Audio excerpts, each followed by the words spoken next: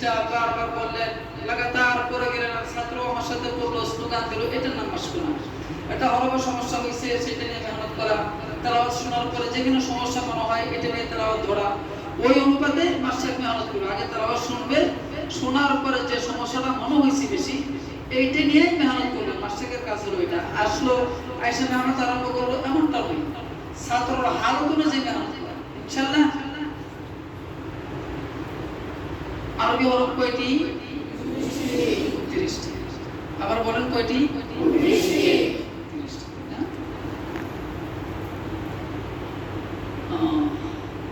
কায়দার মধ্যে 29টি লেখা আছে, এই জন্য 29টি বলছে।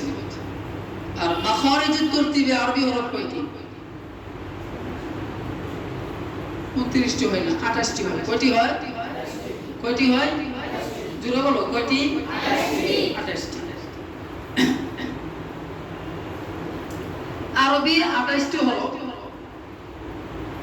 এই 28টি হরফ শরীরের কোন অঙ্গ থেকে আদায় হয়? মুখ থেকে। কোথায় থেকে?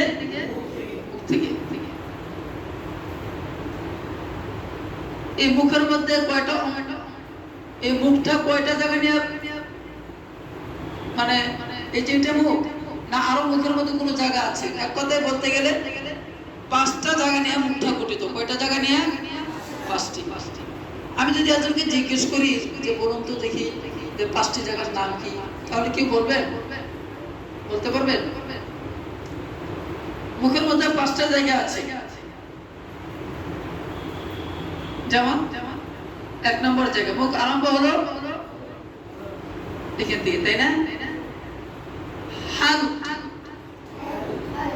الترتيل هو تجويد الحروف ومعرفة الوقوف। হযরত আলী রাদিয়াল্লাহু তাআলা আনহু বলছেন যে